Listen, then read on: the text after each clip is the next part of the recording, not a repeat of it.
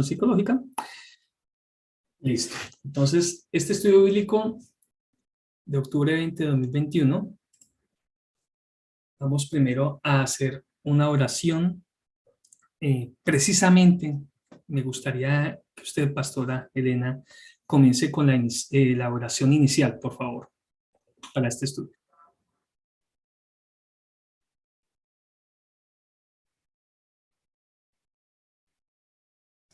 ¿Aló? ¿Pastora Elena?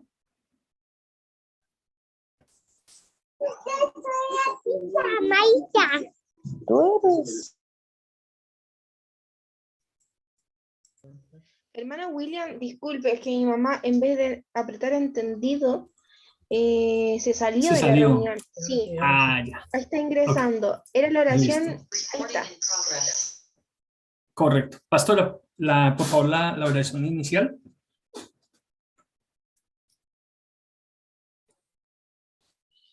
Padre, te damos gracias en el nombre de Jesús por esta oportunidad que tú nos concedes, Señor, de tener este momento contigo, a través, Señor, de la palabra que tú traes para nosotros, a través de la vida de nuestro hermano, Señor.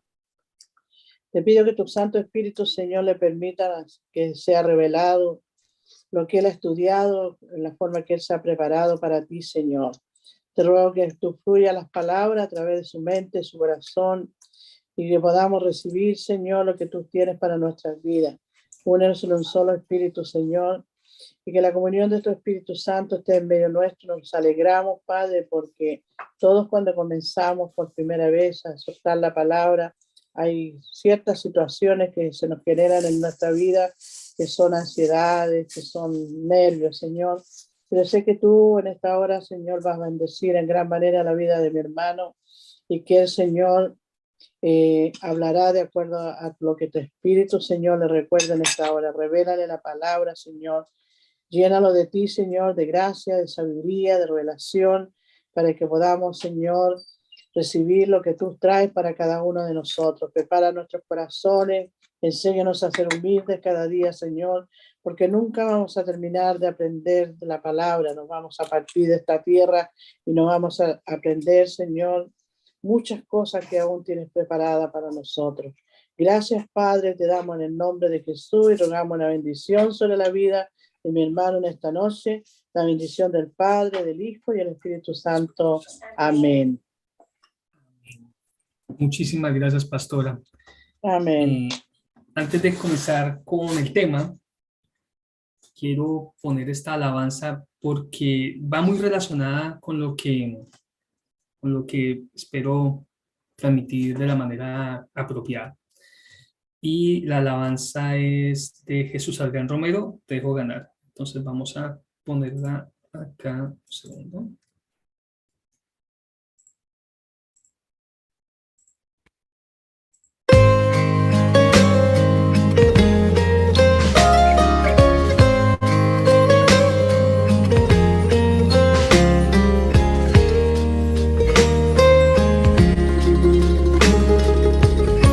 Ya no quiero luchar,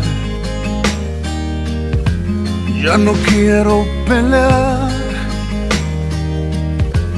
Hago a un lado las armas en las que confiaba y te dejo ganar. Me ha vencido tu amor y tu buen corazón.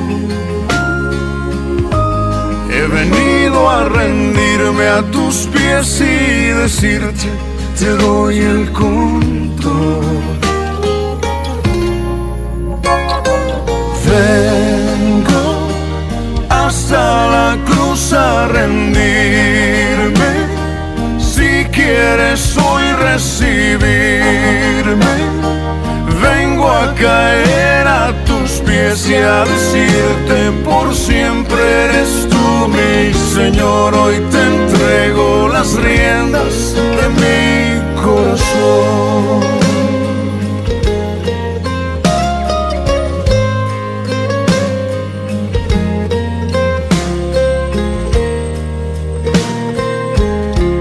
Me cansé de pelear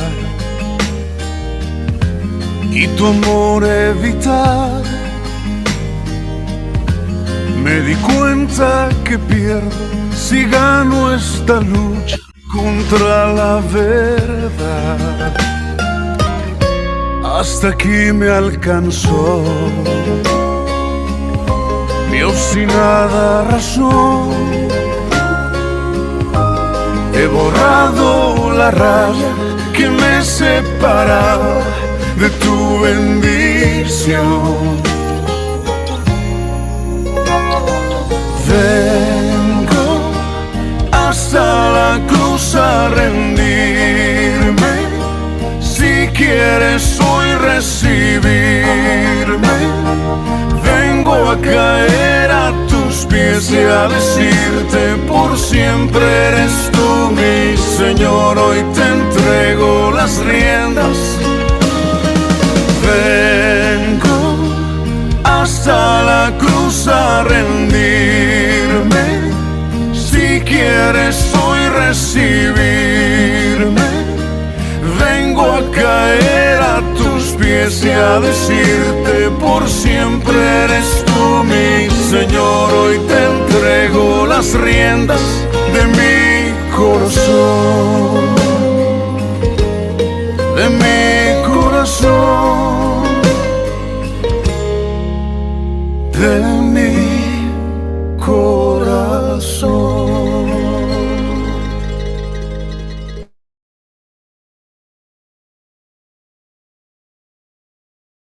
Amén, gloria a Dios. Ahí conservemos que tenemos que dejarlo ganar, no sigamos con nuestra, como decía la canción, obstinada razón. Resulta que cuando yo empecé a estudiar la palabra, digamos a mirar con mi esposa, y nos dimos cuenta, me di cuenta de los estudios bíblicos. Yo como que siempre me imaginaba: ya sería muy bueno, no, el día que me toque, qué haré, qué diré, qué expreso, qué transmito, pero siempre lo veía como muy alejado. Y dije: bueno, Dios, cuando tú lo quieras, cuando tú creas que sea conveniente, pero lo veía todavía muy hacia allá. Cuando me doy cuenta este domingo que se viene el estudio bíblico, pues pues, se me combinan muchas cosas. Primero, nervios, ¿cierto? Nervios. Segundo, yo empiezo a hacer la cuenta de qué era lo que yo pensaba, qué era lo que tenía planeado, qué era lo que...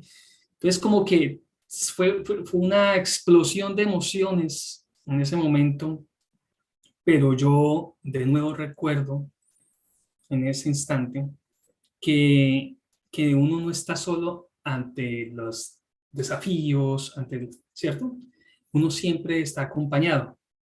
Entonces yo pedí palabra para preparar el estudio bíblico, y la palabra que me fue revelada está en Salmos 139, del 23 al 24. El capítulo es Omnipresencia y Omnisciencia de Dios. Y estos versículos dicen: examíname, oh Dios, y conoce mi corazón. Pruébame y conoce mis pensamientos. Y ve si hay en mí camino de perversidad, y guíame en el camino eterno. Me parece súper importante y súper inclusive, como dice uno a veces, que para poder empezar a preparar este estudio bíblico, yo debía examinar mi corazón. Como ser humano estoy expuesto a cometer errores. Si en algún momento me equivoco o de pronto voy por mal camino, entiéndame, soy primerizo, entonces, pero sin embargo estoy aquí tratando de transmitir un mensaje, ser simplemente un canal para el mensaje que va a transmitir. Entonces les estaba contando que cuando recién empezamos y aceptamos a Cristo, acepté yo a Cristo como mi Salvador, mi Maestro, y empiezo a asistir, a congregarme, pues a mí también me surge una duda, una inquietud. Bueno, todavía estaba muy caminando en el mundo, en la parte secular. Y la duda que me llegó a mí fue: ¿quiénes han aceptado a Cristo como su Salvador? De nuevo, un mundo totalmente nuevo para mí. eh, criado en un ambiente católico y hasta ese instante, sí, uno tenía conocimiento de Dios, de Jesús, del Espíritu Santo, pero cuando quiero empezar a estudiarlo de manera más concienzuda, con más determinación, me viene esa pregunta.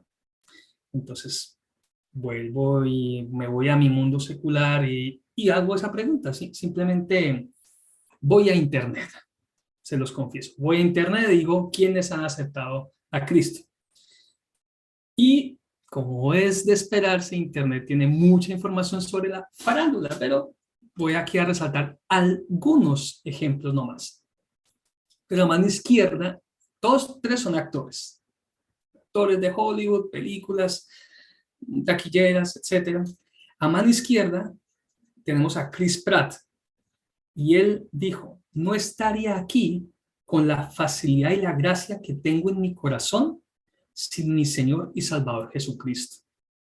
Y no lo dijo en una charla entre amigos, no lo dijo así oculto, lo dijo cuando le entregaron un premio, el Teen Choice Awards, la elección de premios de jóvenes. No lo dijo hace miles de años, lo dijo en el 2017. Me empezó a llamar la atención.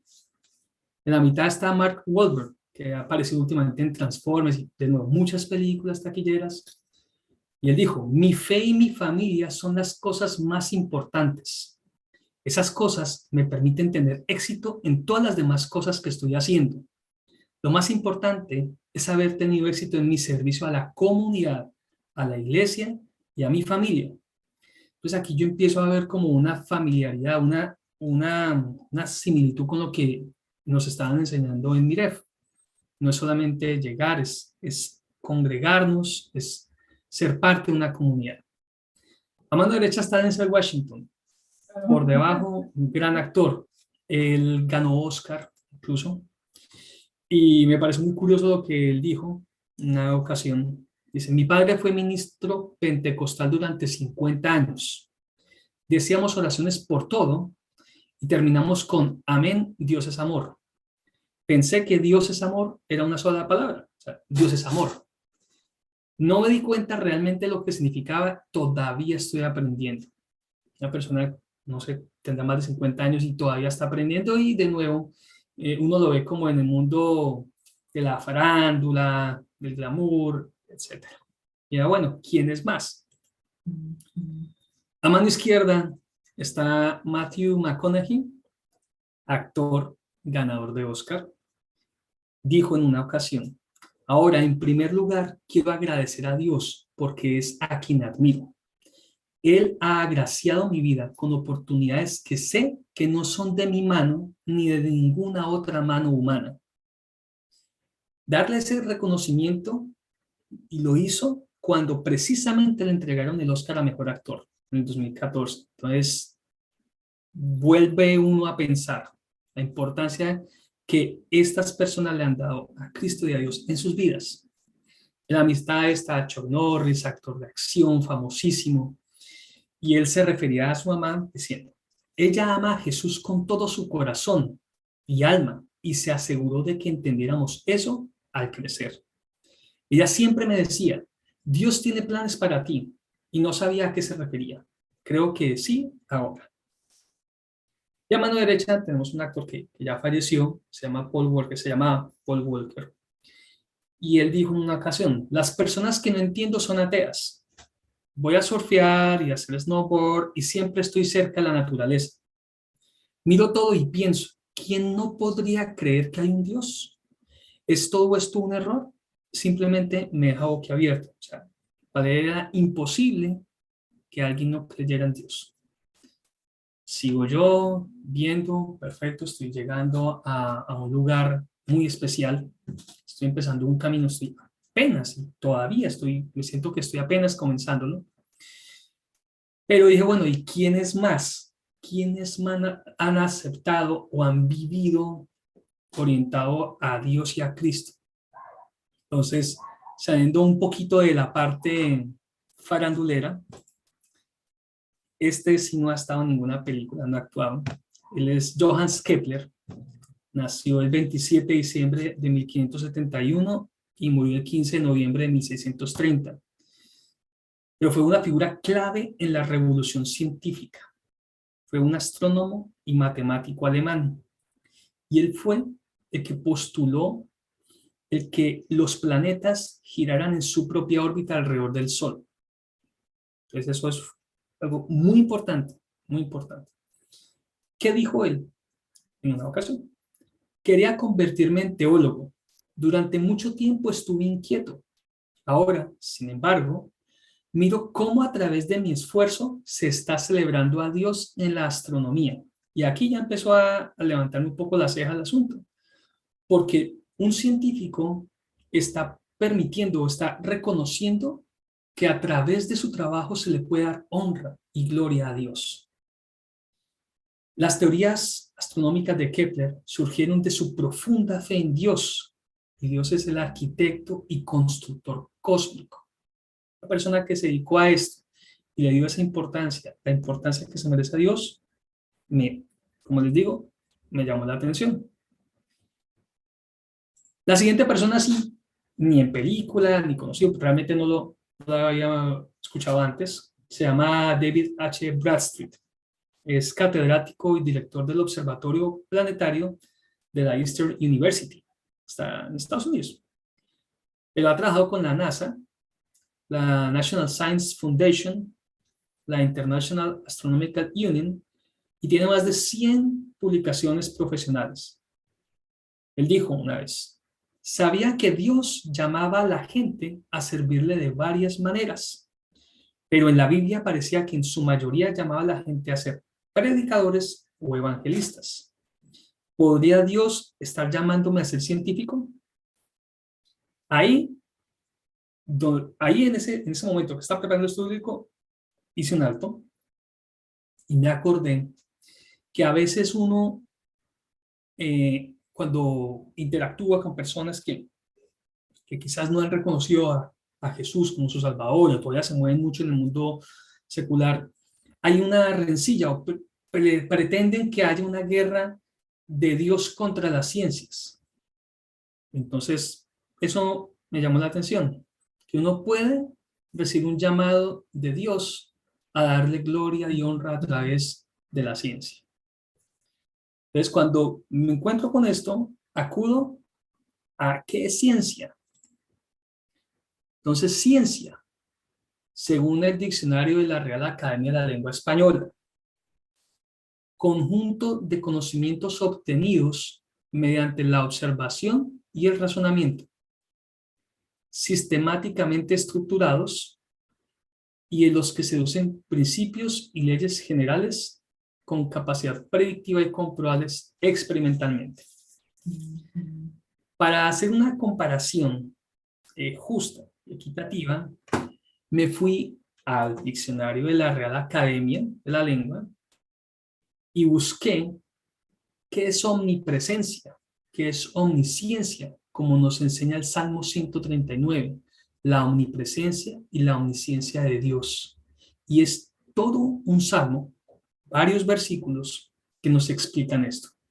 Pero me fui al diccionario y encontré que omnipresente es que está presente a la vez en todas partes, atributo solo de Dios. Dios es el único que en este momento nos está acompañando, pero está también acompañando a todos sus hijos. Él no conoce límites de fronteras, para él no está una sola nación, un solo país, un solo continente, no. Y además, la omnisciencia, que es el conocimiento de todas las cosas reales y posibles, atributo exclusivo de Dios.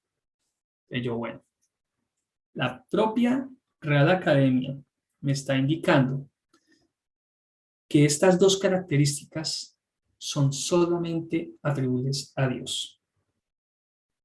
Y en la Biblia, la palabra de Dios, encuentro muchísimos ejemplos de ello. Uno es el Salmo 139, la omnipresencia y la omnisciencia de Dios. Cuando uno dice yo conozco algo o yo conozco de algo, es porque uno estuvo ahí o escuchó o interactuó, ¿cierto? Uno no debiera hablar de las cosas que no presenció, que no vio, que no sintió. Y Dios está en todos lados, entonces empieza uno a hacer esa consecución. Si Dios está en todos lados, Él tiene el conocimiento de todo. Proverbios 15:3. Los ojos de Jehová están en todo lugar, mirando a los buenos, a los malos y a los buenos, perdón. Dios está en todos lados, conoce todo, es el creador de todo. Todo se lo debemos a Él. ¿A Él alguien le enseñó? Nosotros, cuando acudimos al colegio o a la universidad, tenemos un profesor, un maestro humano, y esa persona es la que nos transmite los conocimientos. Isaías 40, versículos 13 y 14, en el capítulo del incomparable Dios de Israel, nos dice: ¿quién enseñó al Espíritu de Jehová o le aconsejó enseñándole? ¿A quién pidió consejo para ser avisado? ¿Quién le enseñó el camino del juicio o le enseñó ciencia o le mostró la senda de la prudencia? La respuesta no sigue en el versículo, pero yo la asumo: nadie. Nadie le ha podido enseñar a Dios. Al contrario, los conocimientos que nosotros adquirimos es gracias a Él, gracias a la iluminación que el Espíritu Santo pone en nuestras mentes, en nuestros corazones. Todos los conocimientos, así sea lo más pequeño que ustedes piensen que sepan, todo démosle gracias a Dios, a Jesús y al Espíritu Santo. Todo conocimiento proviene de ahí. Isaías 40:28, un versículo más adelante. ¿No has sabido, no has oído que el Dios eterno es Jehová, el cual creó los confines de la tierra? No desfallece, ni se fatiga con cansancio, y su entendimiento no hay quien lo alcance. Entonces, estudiando y preparándome, encontré que el conocimiento de Dios es independiente, no depende de nadie. Dios creó el conocimiento. Nosotros hemos podido aprovecharlo y aprenderlo, pero Dios, como creador de todo, también creó el conocimiento. Entonces, yo llego a una conclusión. Esa sí es netamente mía. Tomo esa atribución. Que Dios no es un buen científico. Dios tampoco es el mejor científico que ha existido. Dios creó las ciencias. Entonces, como les comentaba yo antes, uno venía a veces como en ese conflicto de que si creo en Dios no puedo creer en las ciencias, si creo en las ciencias no puedo creer en Dios a un lado. Como decía la alabanza del comienzo, te dejo ganar. Mi obstinada razón. Tenemos que reconocer que Dios es el creador de todo, incluyendo las ciencias. A Él debemos todo, también las ciencias. Y no me quiero quedar solamente como en esta pequeña conclusión, sino que quise darle un análisis un poco más profundo. Resulta que cuando nosotros estamos estudiando, sea el colegio, a nosotros nos enseñan algo que se llama el método científico. El método científico es la forma en que a nosotros nos dicen que podemos generar conocimiento. El método científico nos sirve para eso. Y parte de varias etapas, como nos muestra el dibujo. Primero la observación, luego en un planteamiento del problema, una hipótesis, una experimentación, un análisis de resultados y una o varias conclusiones. Yo quisiera poder tener la memoria ampliada para poder acordarme de varios ejemplos que hay en la Biblia, pero uno me llegó a la mente. Jueces 6, del versículo 36 al 40, nos habla de Gedeón. Es el llamamiento de Gedeón. Dice, y Gedeón dijo a Dios: si has de salvar a Israel por mi mano, como has dicho, he aquí que yo pondré un vellón de lana en la era. Y si el rocío estuviera en el vellón solamente, quedando seca toda la otra tierra, entonces entenderé que salvarás a Israel por mi mano, como lo has dicho. Y aconteció así, pues cuando se levantó de mañana, exprimió el vellón y sacó de él el rocío, un tazón lleno de agua. Mas Gedeón dijo a Dios: no se encienda tu ira contra mí, si aún hablaré esta vez. Solamente probaré, ahora otra vez con el vellón. Te ruego que solamente el vellón quede seco y el rocío sobre la tierra. Y aquella noche lo hizo Dios así. Solo el vellón quedó seco y en toda la tierra hubo rocío. Ahora, si nosotros vemos el dibujito que tenemos arriba, nos damos cuenta de que Gedeón, de una forma u otra, aplicó el método científico. Hermanos y pastores, desde la palabra de Dios, Dios nos está dando estas enseñanzas, como muchas que nosotros podemos encontrar en la palabra. Dios nos está dando el camino, y aquí tomo solamente un ejemplo, pero Dios nos está dando el camino para poder aprender. Tengamos en cuenta también que no es solamente el conocimiento por tenerlo. No recuerdo ahorita el versículo, que la fe sin obras es fe muerta, ¿cierto? Si Dios nos permite un conocimiento es para que lo utilicemos apropiadamente, no solo para nuestro bienestar, sino para el de nuestra comunidad. En ese momento, Gedeón estaba a punto de enfrentarse a los madianitas. Y él tenía ese miedo porque, como lo vemos en muchos ejemplos en la Biblia, Dios no llama, y nos lo han explicado nuestros pastores, Dios no llama al más fuerte, al más grande, al más alto, no. Dios llama incluso a los que uno podría, digámoslo con todo respeto, descartar. Dios llamó a David, Dios llamó a Gedeón, Dios llamó a José, personas que uno no las vería en el punto al que llegó cada uno de ellos. Es súper bueno. Está en Santiago 2:17, la cita que el versículo que les estaba comentando. Entonces, Dios le permite a todos los que con humildad nos acerquemos a Él. Tenemos que ser conscientes de la responsabilidad que tenemos. Nosotros en la palabra tenemos muchos ejemplos, me acuerdo ahora de uno, cuando nos dicen que los pajaritos, sin preocuparse, sin prepararse, ellos tienen su provisión y su alimento asegurado, más nosotros, ¿cierto? No recuerdo ahorita exactamente dónde es, pero más nosotros tenemos todo asegurado, no deberíamos preocuparnos sino por darle gloria y alabar a Dios. Eso trae una responsabilidad, obviamente. Una responsabilidad que podemos aplicar en muchos aspectos. Aquí voy a retomar una frase del pastor Mario, cuando él nos dijo, no sacar la palabra del contexto para usarla como pretexto.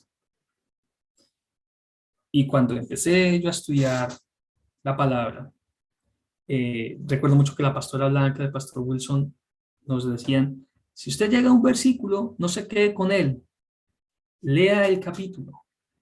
Y si en el capítulo no entiende de qué trata, pues obviamente acudan otros, pero lea más antes o lea después. No se quede con la partecita nomás, porque uno puede tomar decisiones incluso que vayan en contra de la voluntad de Dios si uno solamente saca un pedazo.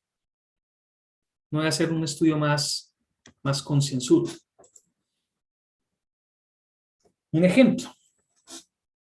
En 1 Timoteo, capítulo 6, versículos 20 al 21, el capítulo es encargo final de Pablo a Timoteo.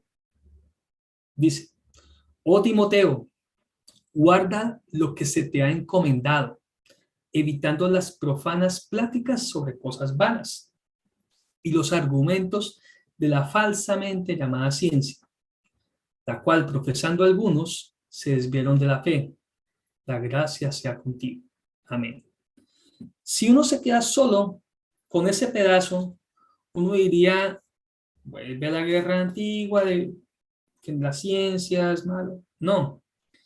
Pablo, como yo investigué un poco, ya está una referencia al haber hecho, Pablo fue también una persona que argumentaba con hechos.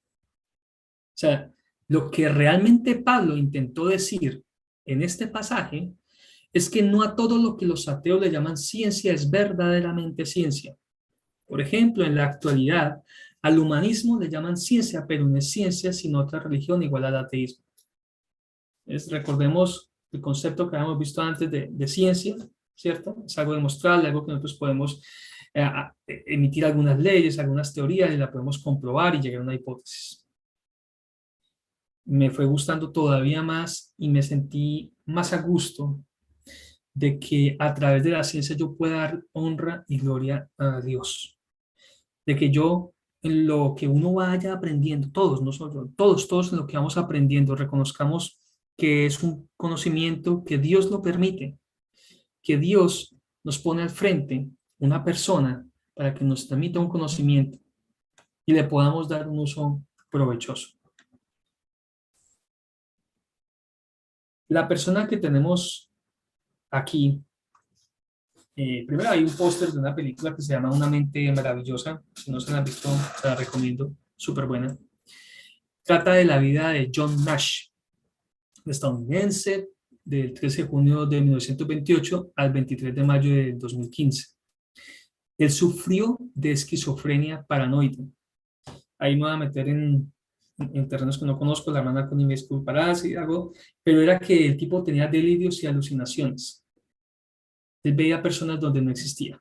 Pues ahí, Connie, discúlpame si estoy asumiendo algo equivocado.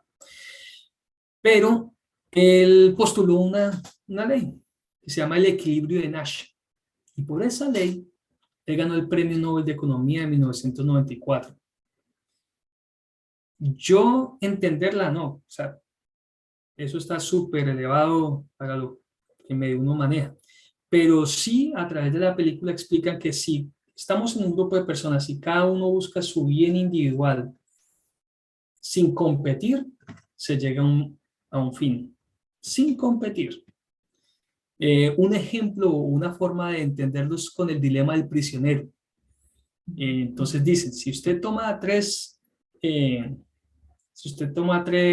posibles delincuentes y los separa en cuartos y a cada uno le dice, confiese o si no los otros lo van a delatar, muy seguramente usted obtendrá confesión de cada uno de ellos. No compitieron directamente y cada uno sacó su provecho. Entonces yo, bueno, listo. Y ahí me acuerdo que en Génesis 41, cuando José interpreta el sueño del faraón, dice, respondió José a faraón diciendo, no está en mí, Dios será el que dé respuesta propicia a faraón. Y junten toda la provisión de estos buenos años que vienen y recojan el trigo bajo la mano de faraón para mantenimiento de las ciudades y guárdenlo. Y esté aquella provisión en depósito para el país, para los 7 años de hambre que habrá en la tierra de Egipto, y el país no perecerá de hambre. ¿Por qué hago un comentario previo? Porque la palabra de Dios nos enseña que no se trata solamente de ir por un bien individual. Si José le hubiera dicho al faraón, faraón, cojan la provisión de donde estamos aquí e ignoren el resto de Egipto, otra hubiera sido la historia. Pero lo que manifestó José primero me gustó muchísimo. No está en mí.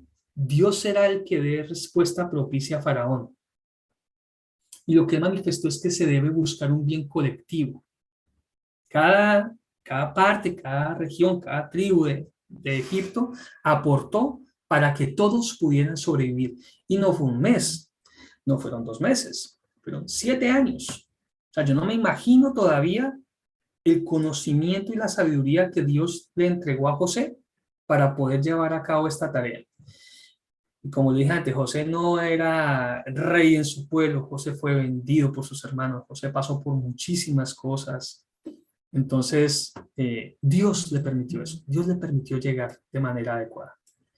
Filipenses 2, capítulo humillación y exaltación de Cristo, nos dice en el versículo 3, nada hagáis por contienda o por vanagloria, antes bien con humildad, estimando cada uno a los demás como superiores al mismo, no mirando cada uno por lo suyo propio, sino cada cual también por lo de los otros.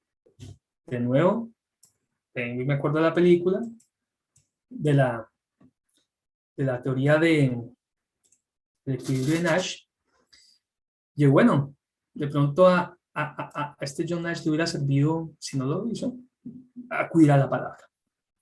Lucas 3, el versículo 10 al 11 nos dice, y la gente le preguntaba diciendo, entonces, ¿qué haremos? Y respondiendo les dijo, el que tiene 2 túnicas, dé al que no tiene, y el que tiene que comer, haga lo mismo. Capítulo de la predicación de Juan el Bautista. Nos enseña de nuevo a compartir, y lo podemos ver desde la perspectiva económica. Compartir. Primera de Juan, capítulo 3, versículo 17. Pero el que tiene bienes de este mundo y ve a su hermano tener necesidad y cierra contra él su corazón, ¿cómo mora el amor de Dios en él? Una vez más, la palabra de Dios nos enseña, en mi opinión, que debemos compartir. Son solo unos ejemplos, unos pocos versículos, pero yo lo tomo y lo comparo uno frente al otro y digo que bueno, resulta que la palabra de Dios contiene ciencias económicas. Pues eso me llamó muchísimo la atención. No solo porque nos lo han dicho nuestros pastores y nuestros hermanos, usted tiene un problema, acuda a la palabra de Dios. ¿Tiene una duda? Acuda a la palabra de Dios. Pídale iluminación, dígale al Espíritu Santo que lo llene y acuda a la palabra de Dios. Y también encontré pocos ejemplos, o sea, buscando poco, ejemplos de que la palabra de Dios contiene ciencias económicas. La persona que está ahí es Eleanor Roosevelt, ya la esposa del presidente Roosevelt de Estados Unidos, y ella está sosteniendo la Declaración Universal de Derechos Humanos. Eso fue en Nueva York en noviembre de 1949. Esta declaración, proclamada por la Asamblea General de las Naciones Unidas en París el 10 de diciembre de 1948, como un ideal común para todos los pueblos y naciones. Es ampliamente reconocida por haber inspirado y allanado el camino para la adopción de más de 70 tratados de derechos humanos que se aplican hoy en día de manera permanente a nivel mundial y regional. Y en su primer artículo, no más empezando, nos dice: todos los seres humanos nacen libres e iguales en dignidad y derechos, y dotados como están de razón y conciencia, deben comportarse fraternalmente los unos con los otros. Acudo a la palabra y me encuentro con la oración y la regla de oro, en donde nos dice: así que todas las cosas que queráis que los hombres hagan con vosotros, así también haced vosotros con ellos, porque esto es la ley y los profetas.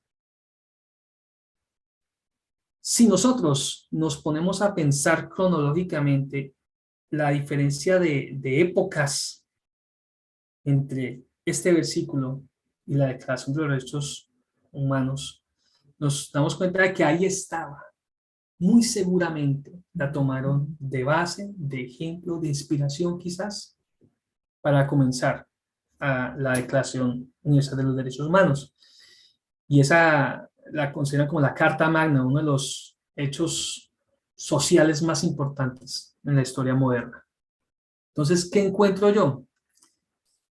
Que la palabra de Dios contiene ciencias sociales. Súper. Ya va uno asimilando más y no, como decía la alabanza inicial, tiene que sí o sí dejar atrás eso de ser obstinado, de tener la razón, entregarse a la palabra de Dios.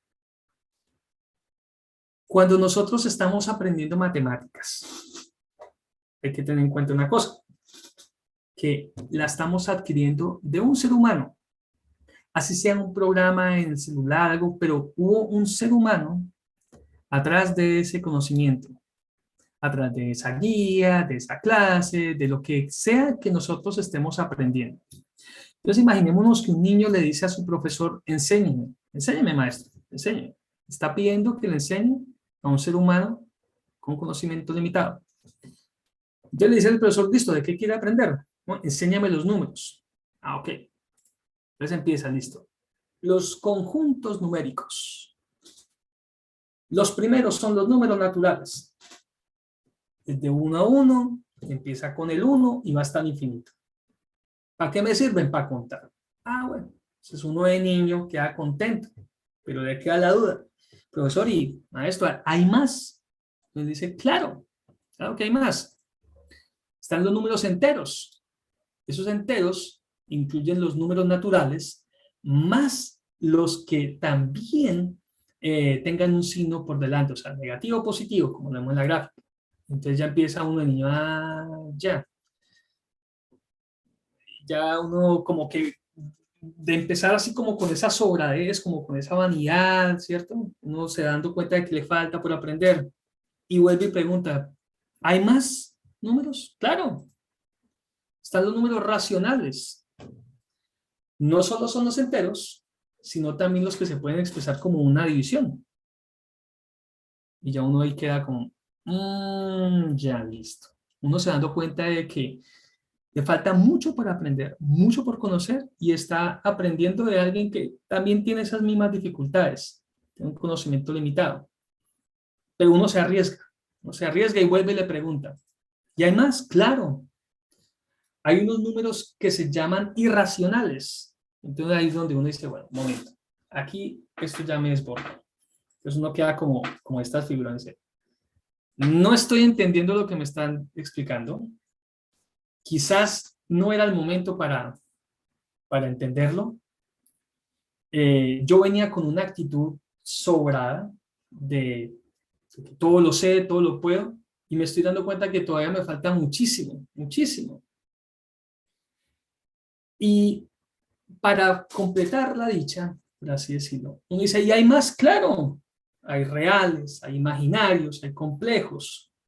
Y cuando uno se da cuenta del conocimiento de estos números, ojo, estamos solamente hablando de este ejemplo, uno empezó por el círculo más pequeñito, el de acá, pero lo que le queda por aprender es mucho, mucho, mucho. En ese momento, tanto uno de aprendiz o estudiante como el maestro pueden estar así. O sea, no hay cómo. La persona puede decir, le está enseñando, yo me siento desbordado, no sé cómo explicarlo. Y creo que usted no me está entendiendo, le hace la niña. Entonces va a haber una mutua frustración. Pero esa frustración viene de que esa persona también tiene conocimiento limitado. Una vez dijo Albert Einstein, uno de los científicos más brillantes en la historia, la imaginación es más importante que el conocimiento. El conocimiento es limitado y la imaginación circunda el mundo. Si una persona como Einstein fue capaz de decir eso, lo pone uno a pensar y es persona con conocimiento limitado. La palabra de Dios no tiene límite. No sé si les ha pasado que ustedes leen un versículo y están contentos, entonces lo interpretan de una forma. Cojan este mismo versículo un par de días después, están como dudando y lo interpretan de otra forma. Y ustedes estén deprimidos y toman ese mismo versículo y muy probablemente la interpretación va a ser diferente. La palabra de Dios es insondable, insondable. No hay cómo limitarla, enfrascarla como en el dibujo anterior. No hay cómo. Ni siquiera nos lo propongamos, pastores, hermanos. No puede estar años y años leyendo la palabra y lo hermoso de ese libro es que siempre va a tener algo para enseñarnos. y que si nosotros antes de tomarlo le pedimos al Espíritu Santo que nos ilumine, muy probablemente la interpretación nos va a servir muchísimo para ese instante. Cuando de nuevo empiezo yo este camino, me acuerdo mucho que la pastora Blanca me dijo, Dios no conoce límites ni siquiera en la matemática. Y yo, ¿cómo así? Entonces ella me dijo, claro, hermano, cuando usted multiplica algo por cero, ¿qué le da? Cero. Y eso se llama así la propiedad cero de la multiplicación. Isaías 40:29, en el incomparable Dios de Israel, nos dice, Él da esfuerzo al cansado y multiplica las fuerzas al que no tiene ningunas. Mira, no solo lo dice la palabra, lo he sentido en mi vida. Cuando estoy a punto, como dice uno, de tirar la toalla, Dios me da fuerzas. Dios hace que multiplicar mis fuerzas, que son cero, de algo. Yo pueda enfrentar la situación, pueda superar la preocupación, el estrés. Gracias a Dios. Segunda de Reyes 4:2. Eliseo le preguntó, ¿qué puedo hacer por ti? Dime qué tienes en casa. Y ella le contestó, esta servidora de usted no tiene nada en casa, excepto un jarrito de aceite. Es cuando sucede el milagro del aceite. El milagro del aceite es porque esta señora, esta mujer, había perdido a su esposo y había quedado con deudas. Y lo único que tenía era un jarrito de aceite.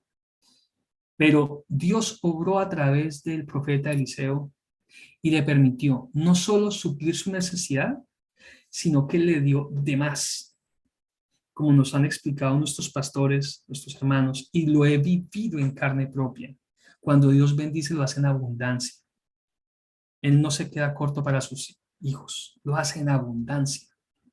Si uno tiene la humildad suficiente y se humilla ante Dios, ante Jesús y ante el Espíritu Santo, y reconoce los límites que tiene como ser humano, Dios por supuesto que sí. Mateo 14, versículos 17 y 18.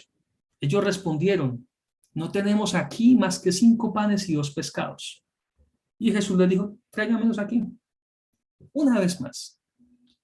Jesús supera los límites que nosotros podamos pensar matemáticamente. Los supera de una forma en que no entendemos. Así como el ejemplo del niño que les dije, en donde él va aprendiendo, pero se da cuenta de que le falta por aprender. Y él sabe que no tiene todos los comentarios. Le falta por aprender. Así mismo, la palabra de Dios nos va mostrando que nos falta mucho por aprender. Pero yo encuentro que la palabra de Dios contiene ciencias matemáticas, válidas todas ellas. Entonces, haciendo honor al tiempo, como resumen y como conclusión de este estudio bíblico, yo encuentro lo siguiente, y es una conclusión muy personal, que Dios no solo creó las ciencias, Él quiere que las usemos para darle la gloria y honra que Él se merece. Entonces, así como nosotros podemos ver a esta niña y a este niño que están estudiando, que se están esforzando, no importa el concepto, el tema que estemos abordando, no lo entiendo, no solamente no encerremos el poder y el amor de Dios en cosas que digamos solo son espirituales. Dios nos ayuda en todo. Jesús es nuestro maestro en todo. Y el Espíritu Santo está dispuesto a acompañarnos en todo. No los encerremos. Reconozcámoslos, démosle la prioridad que deben de tener en nuestras vidas y muy seguramente, como lo he vivido yo, vamos a salir adelante. Eso era lo que más o menos quería yo expresar en este estudio bíblico.